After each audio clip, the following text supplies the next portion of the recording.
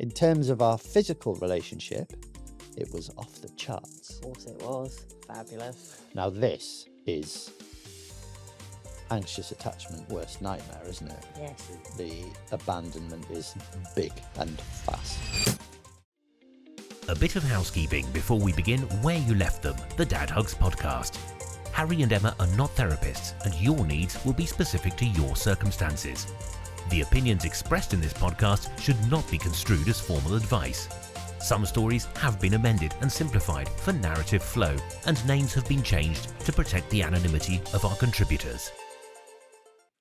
Hello, this is Where You Left Them, the Dad Hugs for Your Soul podcast, where we share real people's real relationship stories to see what we can learn and maybe take some things from them for us to learn for our own life and our own relationships. Yes. I'm Harry, and this is Emma. I've just said yes. I've just got right in there. You're straight in, that's great. I'm so ingrained now. Yeah, hi, I'm Emma, and thanks for allowing me back in the building. You're always surprised you're allowed back. That's the anxious attachment, isn't it, coming out there?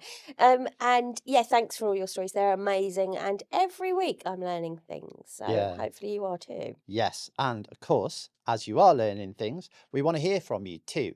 So on this, the Thursday episode, we tell the story. But on Tuesday, it's over to you for your turn.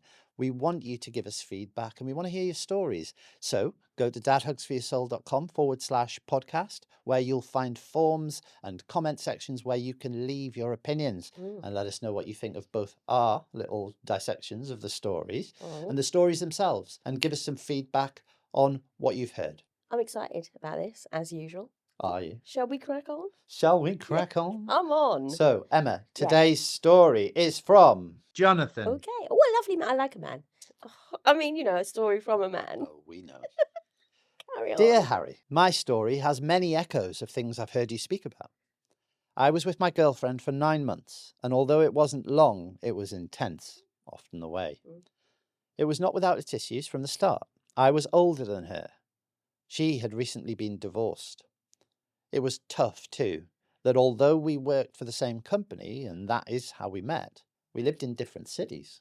Oh, how modern, Harry, isn't it? I always find, that's something that wouldn't work for me, by the way. Long distance. Yeah, wouldn't work for me. Ours was a long-distance relationship. In spite of the logistics, we made it work. We travelled to be with each other for birthdays, Thanksgiving, and Christmas. For 9 weekends in a row, I flew out to her city to be with her. For 9 weekends in a row. Isn't it? And we had made solid plans for 2 future vacations together. In terms of our physical relationship, it was off the charts. Of course it was. Fabulous. Of course it was. But as well as the sex, we also had pretty deep and vulnerable conversations together.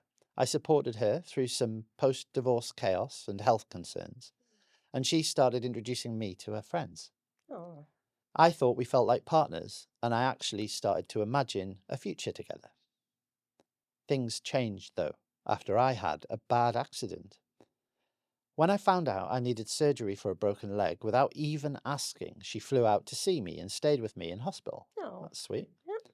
I felt properly cared for in that moment, but when I was discharged 2 weeks later, something had shifted in her energy. I sensed it in the tone of her calls and texts. The next 2 months of intensive recovery were even tougher. She wasn't around at all. In fact, she had planned work trips and vacations during that time with no intent on seeing me. My nervous system was on fire with the questions I had for her. Now this is anxious attachment worst nightmare, isn't it? The abandonment is big and fast. Yes. In a real kind of low moment as well. Yeah. So I bet you're feeling this. I bet your heart is. No, you're going to be very surprised. Oh. You are. So I'm hearing him, right? And I want to hear more from him. But what I'm thinking about with her is that she's recently divorced, and is she now actually doing the work?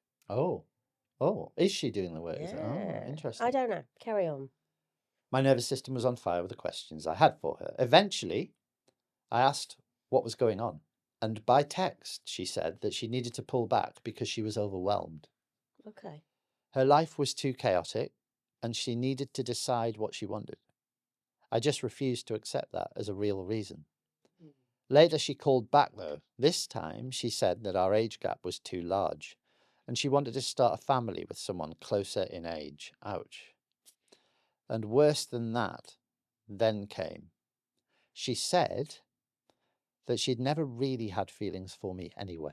Right, is that necessary? Do we need to say that in a breakup? Just seems so unnecessary, doesn't it? Yes. Deliberately hurt, maybe a bit of Is it the scorched scorched earth? maybe. See, look, I'm learning. You are learning.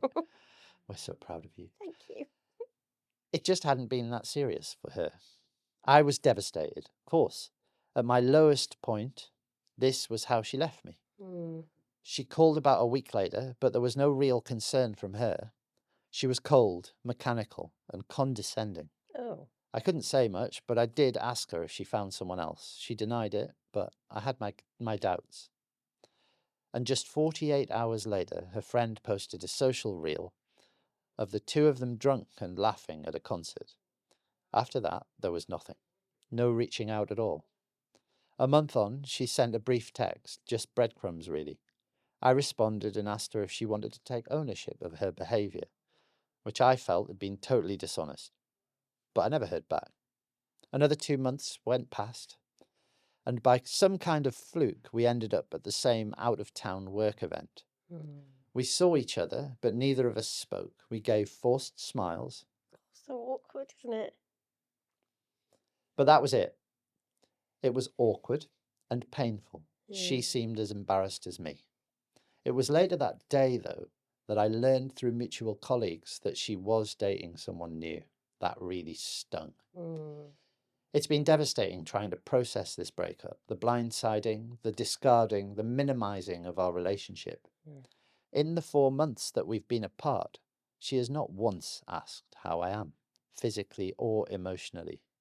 I can only conclude that the person I developed feelings for was not entirely real. I'm left grieving our past, our present, and our future. Thanks for reading, Jonathan. Right. Thanks for the submission, obviously. But that last line, I think is a very normal way to react, isn't it? And Thinking another about really vulnerable story, isn't it? It's absolutely, just, yeah. So, my old life, my old pre-Harry Epiphany days. Hey, come on now. I'm, Don't be too nice to me. no, listen, I'm not. This was you. Yes. I would just say, yeah, but that's just life. She's just gone off him. She wants, which of course she's allowed to do, isn't she? Yep, absolutely. People are allowed to change their minds. So are we giving her, is he, and I'm not diminishing, he's heartbroken. He has every right to be heartbroken. I wonder whether he's attaching this to his awful accident he had. And actually, although he had a horrible time and that's awful, those things aren't linked. No, they're not. Only in his vulnerability. And this is more true for men. When men feel emotionally vulnerable at the same time as being physically vulnerable, and he was unarguably physically vulnerable, then there's a lot of kind of emotional exposure there. And as progressive as we like to be, there is still this primal thing where men feel a bit useless when things don't work, right? If you're lying in a hospital bed with a broken leg and you're dumped, that's kind of a big double whammy, right? But what really interests me about this story is these kind of parallel journeys, right, that go off and come back together. When you're with someone and you lose feelings for that person, your immediate reaction as someone, whether you're secure, whether you're anxious, whatever it is, your immediate reaction is guilt. You think, okay, I'm not feeling this. Right, how do I do this gently? How do I let them down gently? And at that point, that decision makes everything else go to poo, because the thing you should do is be as direct, as confrontational with the situation as you can and say, do you know what? I just don't feel this, and I'm so sorry. I wish I did, but I don't. Imagine, would that we could be that honest. And I can't, by the way. I was going to say say, it takes a very strong individual, okay, and a brave individual to be able to... We had an example of this in a past episode. That's right. Didn't we? The person had broken up beautifully, textbook. Yeah. Just very direct, very factual. Yeah. And, as kindly as they could, really. Yeah.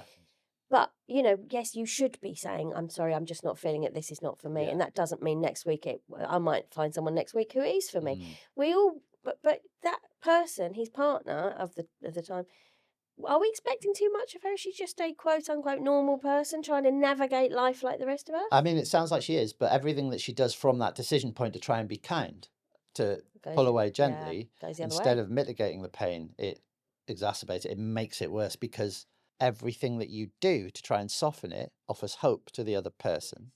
This kind of parallel journey that you're suddenly straying away from, you have to keep popping in and saying, it's okay, it's okay. And this person is, all through this story, is unaware of what's actually in this person's head, right? And that's so difficult because the final part of when you break up with someone, the actual breaking up point, has come after usually quite a lot of thought. It's very rare that someone wakes up in the morning and goes, do you know what? I want to break up today. Yeah, and I don't think it was anything to do with his accident. She went straight over there to be with him. Yeah. So I don't feel like that was a factor at all, actually. And although her saying she just felt that she wanted someone closer to her age to start a family, that's factual. It's hard to hear, but it's factual, right? So I do feel like, we are expecting a lot of strength from this person who's trying to be. Do you know what I'd love to hear, Harry? I'd love to hear from someone. I'd love a story from someone who is on the other side of this. Yeah. Someone who said, I met this guy, he's really lovely, really liked him, just didn't feel it, and I've broken up with him and I've done it badly. It'd be lovely if they're out there. Please, can you let us know? Because we only hear the other side, don't we? Really. Yeah. So you think that I can see her side of things. Like I said, I think she's newly divorced, maybe. Well, she is. He said she's newly divorced, and she's just finding her way as well. And her breakup might not have been as clean. No. But let's focus on him then, Yes. right? So he's anxious, is what you're telling me? Well, I mean, he's certainly been made anxious by the situation. It doesn't mean that he's necessarily anxious all the time, but to be physically and emotionally vulnerable, to be then told in that vulnerable state that you are not only being broken up with, but then to find out that you are being replaced as a potential father to this person's child who you've imagined your entire future with, which is the last part of this. And then to kind of be left in that kind of abandoned state and find that the other person has already moved on. All of that, it feels very sudden, but as I say, this is a kind of gradual process and it's been done. It's really interesting because a lot of this, you think all of this comes from this kind of anger or this almost hatred, right? This, oh, I don't like you anymore. Yeah. But actually, a lot of this comes from love. It's kind of somebody trying to be gentle with you and getting it horribly wrong and treating you objectively. It looks so cruel. It looks so difficult. And this is the same as kind of the avoidant dynamic, right? So when you break up with someone, especially a more kind of fearful avoidant, which is an awful thing to be. I want to reinforce that. There's a lot of demonizing of these people. But the breakup of fearful avoidant is all about this misunderstanding, this miscommunication between mitigating the pain for the other person and themselves. It's saying, internally, here I am with all my shame. I am an awful person. I'm going to sabotage this, but I'm doing it in the harshest possible way so that you don't come back, so that I don't hurt you more, that I don't hurt myself more. And it's the same thing here. This person's trying to be kind and it's ended up being extremely cruel. Harry, I am accepting what you've said there. Are you? However. Oh, you're not. Right. She did say. Uh-huh. Oh, I know what you're going to say. She said, I never had any feelings for you. Okay. Where have we heard this before? Where have we heard this kind of behaviour before? Don't test me. I can't remember what I had for breakfast. Good morning. So we've heard this before in avoidant dynamic breakups. Yes. And we referred to it as this scorched earth kind of policy. There are many reasons she may have said that. She may even feel that, right, in the moment. She may be at a point where, and this will sound weird, a lot of people, when they're breaking up with someone who they found to be this kind of dominant force in their romantic life, and they see that person physically vulnerable, as well as having kind of the ick for them romantically, that diminishes that person's power towards their view of them, right? And in her brain, she's desperately trying to justify and process. So she's trying to process the breakup and give herself a smoother exit. Mm. And she's probably already met this new person from the sound of the Okay. story. Yes. And she's trying to justify that behavior as well. And that doesn't mean she's a terrible person trying to justify something that's subjectively looks terrible for us, right? But actually, it could be this kind of scorched earth policy of saying, well, he needs to understand, because he didn't accept the first explanation. He said, I'm not taking that as a Yes, valid he did. excuse. You're right. Yes. What can I give him that is cast iron, that leaves no doubt, that is unambiguous, that says this is done? It's horrible, but this is done. There's no coming back. We're done. Yeah. And maybe the thing that she can give him is, I never had feelings for you. We know from reading the That's letter. not right. Of course it's not true. No. Of course it's not. And yeah, I mean, when you listen to this person was close to you. It's not like they didn't feel things for you. Absolutely. They got on a plane to come to you when you were in a terrible situation. So You survived a long distance relationship for a long time. Yeah. These things are difficult. That is rare. That's not something I can manage. It's rare. Yeah. But I think the idea that she had to exit, she made the decision. Yeah. And sometimes once you've made that decision, there is no going back. It's extremely, it psychologically kind of locks you into this space where you are saying, right, I've got to move forward. I've got to move forward. And unfortunately, he's the person in the relationship who has been unaware as these decisions have been being made. Yes. And so they always feel like a shock, don't they? Yeah, They always feel sudden to you because you were, as you say, unaware. Maybe the fact that they were geographically distant made it even harder to kind of see any signs or whatever. But they do always come as a shock. And there is no kind, gentle, easy way to break someone's heart, is there? It's always going to hurt. No, and it's the kind of thing is to be more direct. In the moments where you lose the feelings, in the moments where you question whether you want to stay, that's okay. You can sit with that, and you can work with that, and you can talk to the other person about that. But for God's sake, talk to them, because what you think is cruel now is the kindest thing you could do. And what you think is kind now is the stuff that stays with people. That's the stuff people struggle to heal from. Because it's such mixed messaging. Yeah. It's just so confusing to everybody, isn't it? And the other thing is that, for people at home, if you've been through a breakup and you have sat there thinking, how is this person not who I used to know? How are they being so cruel? Just consider that their cruelty might be this kind of defense mechanism, this coping mechanism of saying, well, I have somehow got to move on. I've got to detach. And this is the way that my brain understands that I have to do it. And cruelty doesn't always come from a place of malice. Very rarely in relationships does it, because logically, we don't date someone for ages. We don't travel on planes to see them. We don't go to their hospital bed and then suddenly say, oh yeah, I never liked you anyway. Yeah. It's obviously not that. It's obviously not the case. So is asking you, I guess, well, he sounds like he's had this kind of life blown apart moment. That's how he feels. Is he asking you what he does now, where he goes from here? Or is he asking you to explain her behaviour? Or what? I think from that last line of this letter, which is, that he feels he's lost the past, the present and the future. That's kind of this whole, he's built a lot of emotional security in this person, as we do. Everyone does that. That's okay. That doesn't mean you're anxious. It doesn't mean there's anything wrong with you. It means it's just you're investing in a relationship. Perfectly human, perfectly normal. I think his question is kind of double layered. The first is, did this person like me? Yes, she did. Yes, she really did. Unfortunately, that means that to answer the second part of what I believe his question is this reconcilable? Will this come back? Is no, and it shouldn't. And the best thing that can happen to you now is that it doesn't. When we've said this in other episodes, but when someone makes the decision to leave you, the most powerful, the kindest thing you can do for yourself, not for them, because they don't matter now. They are not your business. This is very good. They are not your business. That is it. The kindest thing you can do is to sit in quiet dignity. And dignity, by the way, can look like tears and snots. It can look like hysterical crying and moaning in your friend's ears until they don't want to spend another moment with you. But dignity towards that person is stepping into your silence and saying, okay, I accept your decision. I'm with it. That's okay. I'll go and recover. And then courage and strength.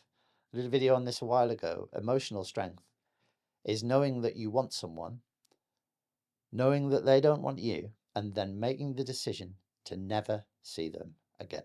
And it's hard, but it's a real growth moment for you in life. We hope you're enjoying the stories on Where You Left Them, the Dad Hugs podcast. But how's your emotional health? At Dad Hugs, we help thousands of people to solve their emotional challenges now and lead more fulfilling lives in their future relationships. Check out the No Contact Pack.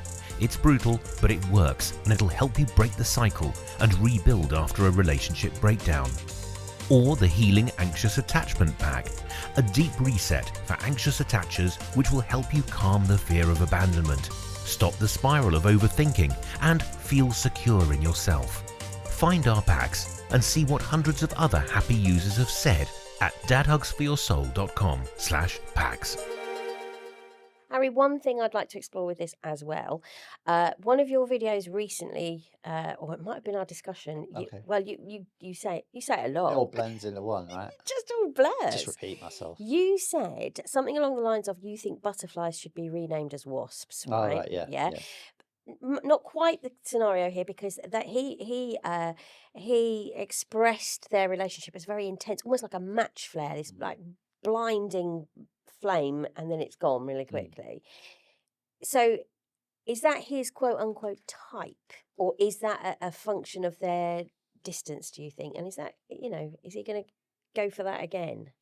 The anxious person gets very caught up in butterflies, in swept off your feet Hollywood romance stuff at the beginning of a relationship. I've done it. My God, I've done it. We very much like the fluttery eyes stuff at the beginning, right? And I think from the description early on, I don't think it's a leap to say that that's where it was, right?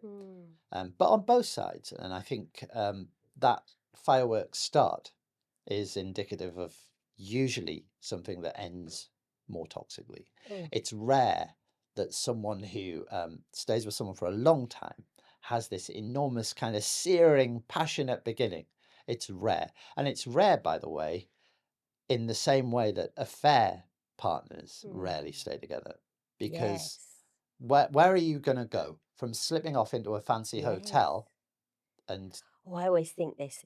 They're picking their pants Well, we're back up, to Bridgerton. picking their pants off the floor. It's like you get all the sanitized, like you say, the Hollywood bit, don't you? Yeah. You're sort of skulking off, and it's all a bit exciting, and then they've got flu or norovirus, and it's like, oh God, this is real life, isn't it? So yeah, that makes sense. Yeah, and after that initial flare, then you have to face the reality of the relationship. But the anxious person doesn't. The anxious person continues in the fantasy. There's two directions you can look in the relationship, right? You can look towards the end, forwards, where you're constantly having to imagine and construct and develop these beautiful imagined potential situations of, oh yes, and then she'll be pregnant, and then we'll have kids, and then we'll have the picket fence, and then we'll have the cottage. Sorry, I was just losing That's myself. yours, isn't it? But then the other way to look is back. Right. And you must look back. Oh, You really? must Right. look at the reality, because that's where it lives. The reality lives in the actions that have occurred, right? Yeah, Not in the stuff that might occur if everything goes well. And we all want to look at the future stuff. But every now and then, it's the same as with a business, right? You can sit down and write a forecast with £10 million a week on it if you want to. But if it's not based on things that have happened already, then you're wasting your time. It's the same in a relationship. You've got to keep a foot in reality. But with that in mind, then, Yes. so looking back at his relationship, what he can see is fireworks and fire and passion and all of that stuff. So surely that's harder for him to reconcile the end, then, isn't it? Well, that's not what he's seeing. So he may feel the fireworks and the passion at the beginning, but that's a construct, right? That's what we're saying. So if he were to have met somebody and gradually developed what real love is, which is an actual connection and getting to know someone and all of that before you jump onto that Hollywood feelings kind of train, then you have to look at what is the behavior that made me find the fireworks. Why was I so thirsty for the fireworks? Why was I looking for that?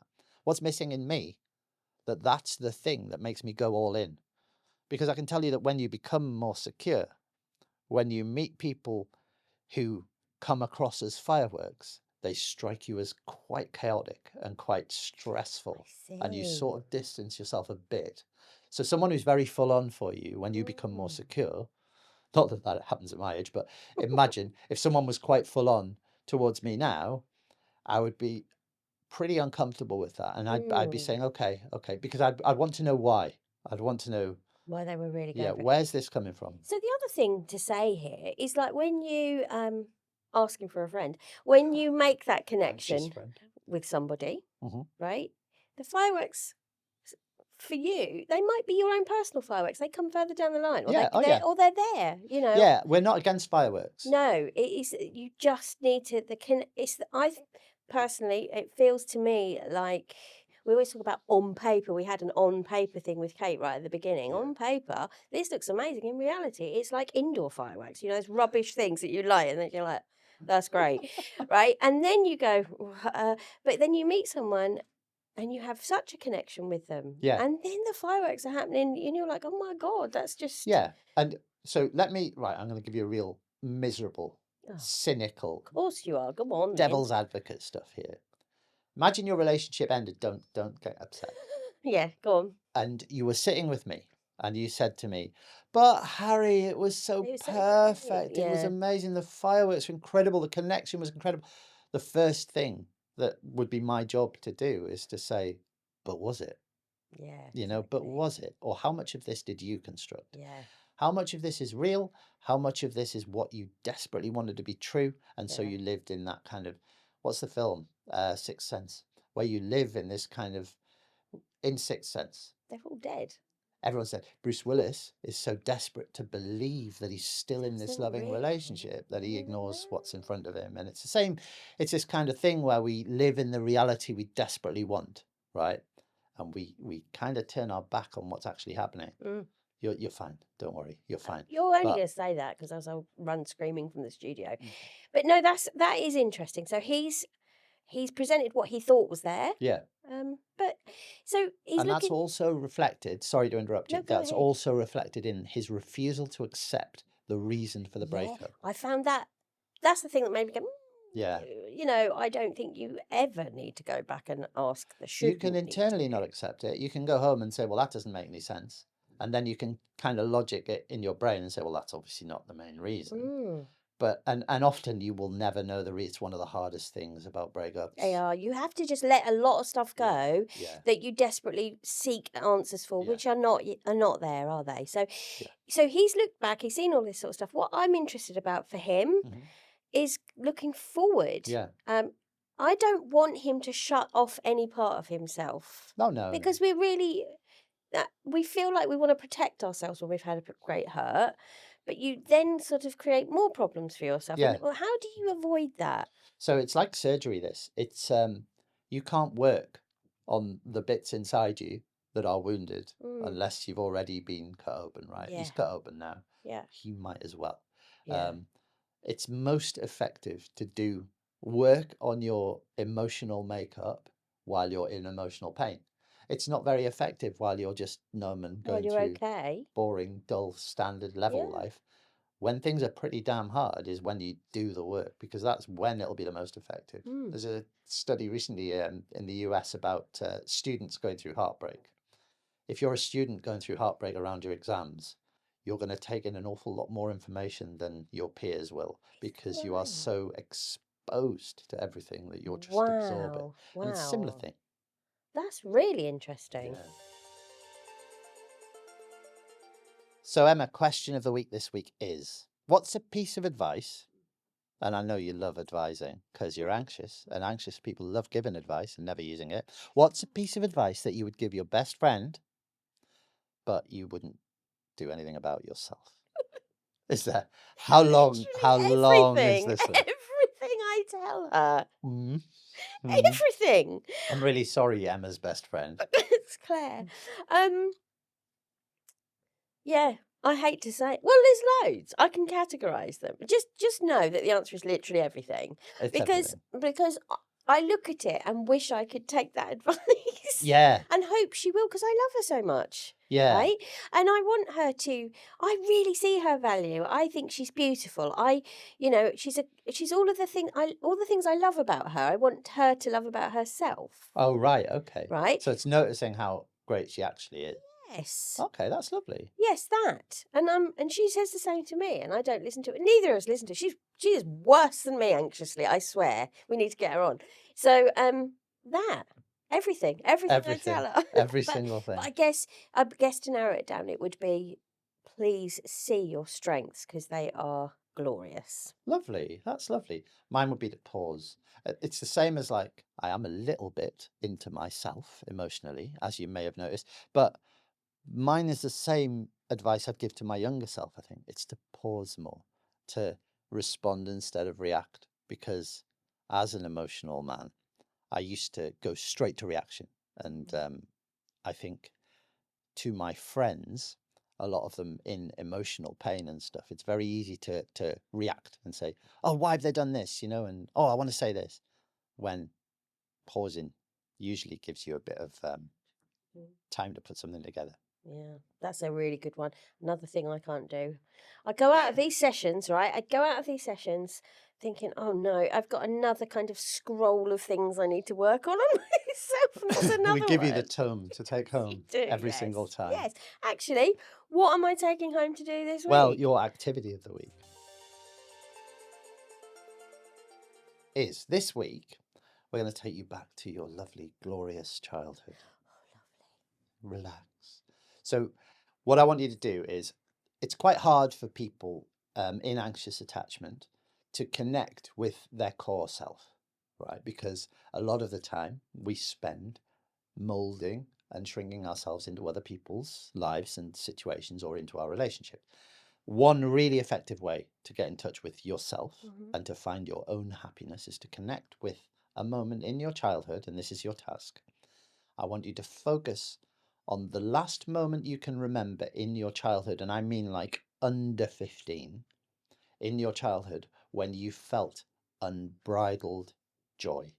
And I can tell you that I have one in my head for me all the time, and this helps me because in the moments where stuff is tough, in the moments where your anxiety is rising, where your abandonment wound is kicking in, if you can get back to that feeling of, for me, it's going down a hill on a BMX with my friends, with my feet in the air, Stranger Things style, right?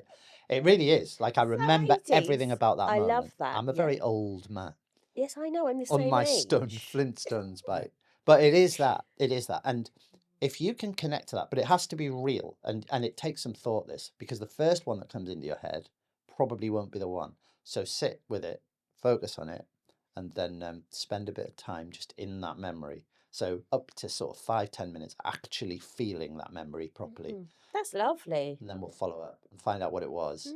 I love that. That feels like a nice self-indulgent thing. I It like does. that. Yeah. Yeah, it is self-indulgent, and that's what we're trying to get you to be, right? Oh, really? Yeah, you should be, in the same way you should be more vain, you should be more self-indulgent. Of course you should. All this shame around, being proud of who you are. Be proud of it. Be happy with it. Okay. It's good. All right then. Okay.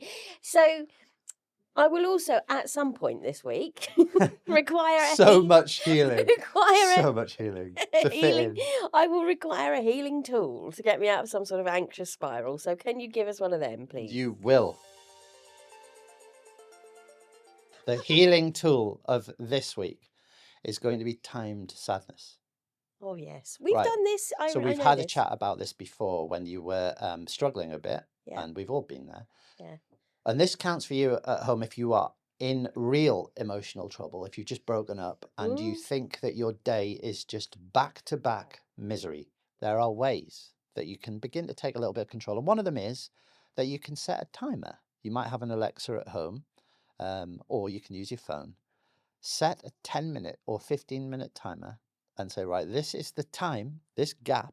Make an appointment with your misery and say, right, I'm going to spend 15 minutes. I'm going to ruminate about that person. I'm going to think about the end of it. I'm going to be so self-indulgently miserable about this, but I've only got 15 minutes. I've got to get it all out. So if I'm going to cry, I've got to cry. And set the timer and have the alarm go off at the end and stand up and get out of the room you were doing it in.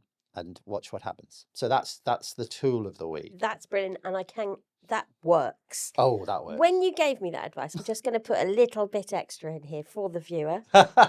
You were not as kind as you are on your... Oh, tell me what... Oh, tell the viewer the real Harry, the dark side. The real Harry. I was on the after dark. phone and I was... and you said, you got 12 minutes. And that was it. Yeah. That what you said. Yeah, 12 minutes is a good... With a, I like to think, affectionate name on the end. Yeah. But perhaps other people might not feel as such. But it did work. I remember where I was. Yeah. I remember that day. And I remember going, oh my God, it works. Yeah, it's annoying, isn't it, when I You get things are. right. But honestly, this was a big game changer for me in Misery, because when you finish the 12 minutes, right, the next 12 minutes of your life can't be filled with that. Yeah. You've got to squeeze it in.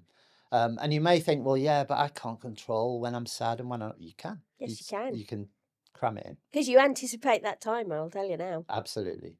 And that's it for this week. So we're going to leave it there. But of course, we're back on Tuesday with our updates on your feedback and your opinions on the website and on the socials. Yes. So do get on there on dadhugsforyoursoul.com/podcast, or you can email us at podcast@dadhugsforyoursoul.com, and you can comment all over the website. We've even left areas where you can leave a voice note and you can get involved in this week's story and what you thought of this situation. And, you know, do you think that perhaps he was a bit anxious? Do you think that things have just ended and it's a natural ending and that he needs to accept it? Please do tell us, because else we have nothing to talk about. Absolutely. And it will be 20 minutes of silence. It will not be that.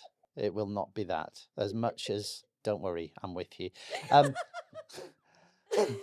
But for now, I think we need to leave it there, don't we? Yes. Okay.